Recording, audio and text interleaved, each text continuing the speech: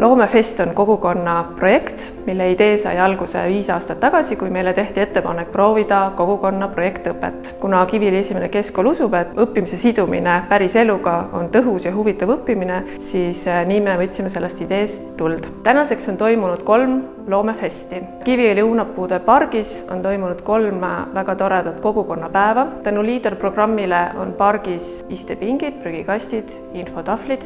Inimesed on leidnud Kiviõli Õunapuude pargi väga mõnusa kohana, kus vaba aega veeta ja sündmuseid korraldada.